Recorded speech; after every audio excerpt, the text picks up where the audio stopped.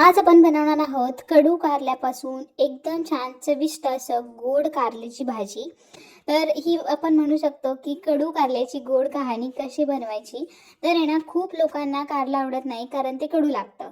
तर तुम्हाला काय करायचं आहे, कारलं छान असं कवळे कारले घ्यायचे आहेत, एकदम जाड जास्त मोठे कारले घ्यायचे नाही आहेत. व्हिडिओत दाखवल्याप्रमाणे तुम्हाला कारले घ्यायचे आहेत. तुम्ही उभे किंवा गोल काप करू शकता. पहिल्यांदा मी जे गोल काप दाखवलेले तसे किंवा असे करू शकता. त्यानंतर आपल्याला काय करायचं आहे, यामध्ये हळद टाकून घ्यायची आहे. कारलं आता मी इथे अर्धा किलो इतकं कारलं घेतलेलं आहे. त्याला मी 1.5 चमचा इतकी हळद टाकलेली आहे, छोटा 1.5 चमचा. त्यानंतर आपल्याला चवीनुसार थोडंसं मीठ टाकायचं आहे आणि मीठ आणि हळद लावून आपल्याला छान असं हे मिक्स करायचं आहे. म्हणजे सगळ्या कारल्याच्या ज्या फोडी आहेत त्याला छान असं मिक्स करून घ्यायचं आहे आणि आतलं बी सुद्धा आपल्याला काढायचं आहे. जर कारल्यामध्ये बी असेल, आता मी ही कवळी कारले घेतलेली आहेत, त्यामुळे माझ्या कारल्यांना बी कमी होतं. तर तुमच्याकडे जर कारल्यामध्ये बी असेल तर ते बी सुद्धा काढून घ्यायचं आहे, कारण ते दाताखाली टच करतं. तर कारल्याला मीठ आणि हळद लावून आपल्याला हे साईडला ठेवून द्यायचं आहे 15 मिनटं.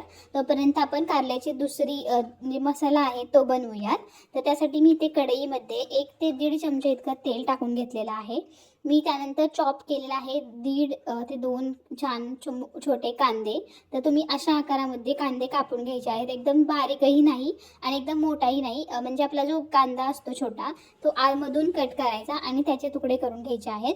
आता तुम्ही बघू शकता, जे कारलं आपण घेतलं होतं, म्हणजे जे कारलं आपण हळद आणि मीठ लावून ठेवलं होतं, त्याला छान असं पाणी सुटले. म्हणजे जेव्हा आपण कारल्याला हळद आणि मीठ लावतो तेव्हा ते आपल्या कारल्याचा जो कडूपणा असतो तो थोडा कमी होतो. तर अशा पद्धतीने तुम्हाला कारल्याला मीठ आणि हळद लावून हे 15 ते 20 मिनिटं साईडला ठेवून द्यायचं आहे.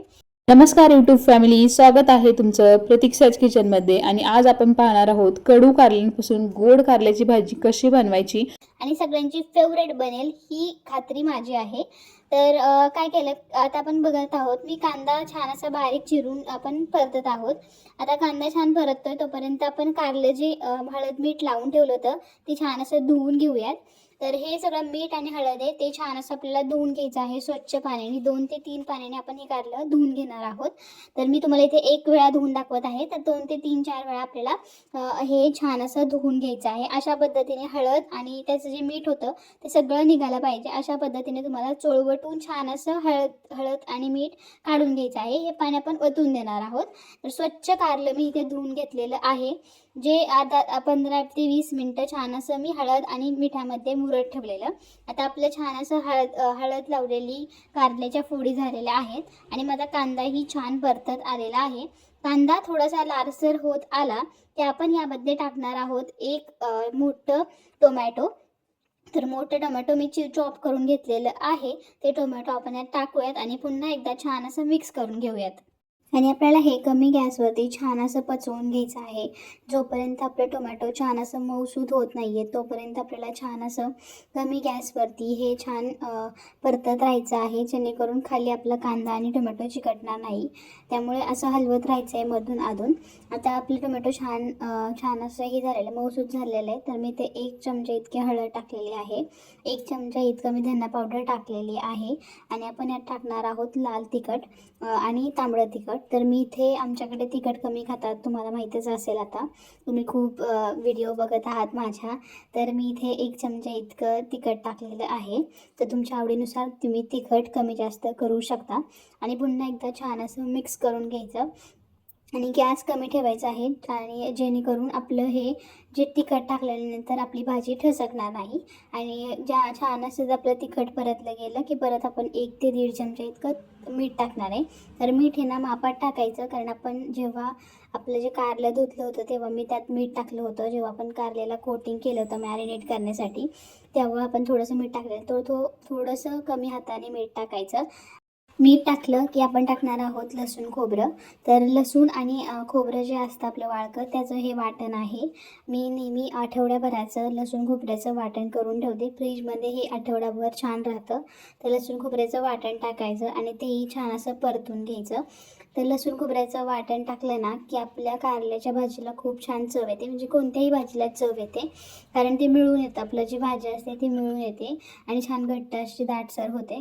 तर अशा पद्धतीने तुम्हाला लसूण खोबरं टाकून पुन्हा एकदा छान असं हे सगळं मिक्स करून घ्यायचं आहे. तर अशा पद्धतीने आपला आता कारल्याचा मसाला रेडी झालेला आहे. आणि आता आपण यात टाकणार आहोत काळं तिखट. तर मी इथे 1 चमचा काळं तिखट आणि 1 चमचा तांबडं तिखट टाकलेलं आहे. तुम्हाला ही सेम प्रोसेस करायची आहे. जर तुम्ही तिखट जास्त खात असाल तर तुम्ही 1.5 ते 2 चमचे इतकं काळं तिखट टाकू शकता. तर अशा पद्धतीने पुन्हा एकदा छान असं आपण सगळं मिक्स करून घेऊयात. आणि आता आपण यामध्ये टाकणार आहोत आपण जे कारल्याच्या फोडी केल्या होत्या त्या फोडी आपण पाण्याने धुवून घेतलेल्या आहेत 2-3 वेळा. त्या फोडी आपण यामध्ये टाकणार आहोत. तर मी इथे उभं चिरलेलं कारल्याचे काप आहेत. तर तुम्ही गोलसुद्धा चिरू शकता, गोलही छान होतात. तर अशा पद्धतीने तुम्हाला सगळ्या कारल्याच्या फोडी आपल्या आपण जे वाटण केलं आहे कांदा परत टोमॅटो त्यामध्ये आपल्याला ह्या कारल्याच्या फोडी टाकून घ्यायच्या आहेत. आणि छान असं पुन्हा एकदा मिक्स करायचं, खालीवरती करायचं. सगळ्या कारल्याच्या फोडींना मसाला लागला की आपण यामध्ये एक अर्धा ते पाऊण ग्लास इतकं पाणी ओतणार आहोत. तर कारलं शिजण्यासाठी थोडंसं पाणी लागतं, त्यामुळे इथे आपण अर्धा ग्लास इतकं पाणी ओतलेलं आहे. छोटा अर्धा ग्लास म्हणजे 1 कप इतकं पाणी ओतलेलं आहे. तर आपलं आता छान कारलं आपण शिजून देऊयात. त्यासाठी मी कारल्यावरती झाकण ठेवलं आणि 5 ते 10 मिनटं छान असं कमी गॅसवरती मी हे शिजवून घेत आहे. जास्त वेळ ही प्लेट ठेवायची नाही आहे, एक 15 ते 20 मिनटं फक्त प्लेट ठेवायची, जेणेकरून आपले कारलं जे आहे ते लवकर शिजेल. आणि नंतर प्लेट काढून ठेवायची, जेणेकरून आपल्या कारल्यातला जो कडूपणा आहे तो उडून जाईल. त्यासाठी आपण इथे प्लेट एक 5 ते 10 मिनटं मी प्लेट ठेवली होती आणि त्यानंतर ही प्लेट मी काढून ठेवली होती. आता 5 ते 10 मिनटानंतर पुन्हा एकदा छान असं मिक्स करून घ्यायचं आणि बघायचं की आपलं कारलं शिजलं आहे का नाही.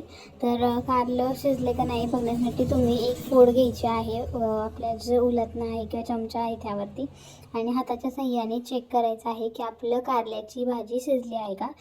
15 ते 20 मिनटानंतर तुम्ही बघू शकता आपण जी कारल्याची भाजी बनवत आहोत ती कारल्याची भाजी शिजत आलेली आहे. एकदम थोडंसंच राहिलेलं आहे म्हणजे शिजायची बाकी, म्हणजे मीडियम शिजलेली आहे. तर आता शिजली का नाही हे चेक केल्यानंतर आपण ह्यात आहे ना गूळ किंवा साखर ॲड करायची आहे. तर आहे ना कारलं कडू असतं, त्यामुळे गूळ किंवा साखर आपल्याला ॲड करावीच लागते.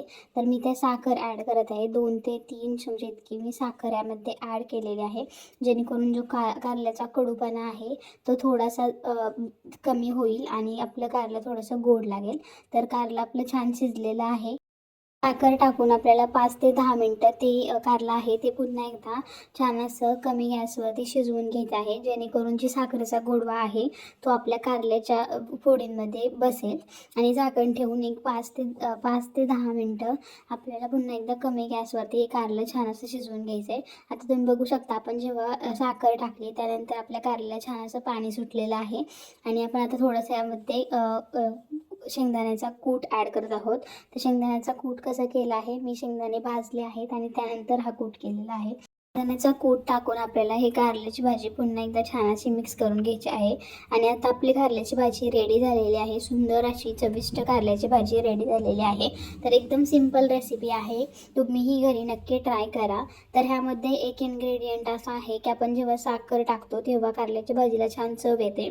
आणि तुम्ही कोथिंबीरही टाकू शकता, तुमच्या आवडीवरती डिपेंड आहे. कोथिंबीर आवडत असेल तर कोथिंबीर शेवटी तुम्ही ॲड करू शकता, नाही केली तरीही चालेल, तरीही कारल्याची भाजी छान लागते. तर आपली कारल्याची भाजी आता रेडी झालेली आहे आणि एकदम छान चविष्ट दिसत आहे. कोणी जरी खाल्ली तरी त्यांना वाटणार नाही आहे की ही कारल्याची भाजी आहे, कारण आता मी पहिले खात नव्हते कारल्याची भाजी, पण जेव्हापासून माझ्या सासूबाईंनी मला ही रेसिपी सांगितली आहे कारल्याची, तेव्हापासून मला कारलं खूप आवडायला लागलेलं आहे. आणि आमच्या घरी आता सर्वांना हे कारलं खूप आवडतं. तुम्हीही नक्की ट्राय करा ही रेसिपी. यामध्ये कांदा असतो त्यामुळे कारलं जरी आवडत नसेल तरी कारल्याचे गुणधर्म त्यामध्ये भाजीमध्ये उतरतात. तर तुम्ही नक्की ट्राय करा ही भाजी. आणि ही कारल्याची भाजी आपल्या शरीरासाठी चांगली असते, पौष्टिक असते. काही गुणधर्म आहेत ते आपल्या शरीरासाठी खूप चांगले असतात. तर नक्कीच ट्राय करा तुम्ही ही भाजी करायचा आणि कारलं नक्की तुम्ही तुमच्या जेवणामध्ये इन्क्लूड करा. अशा पद्धतीने जर तुम्ही भाजी केली तर तुम्हाला हे कारलं कडू लागणार नाही. थँक्यू.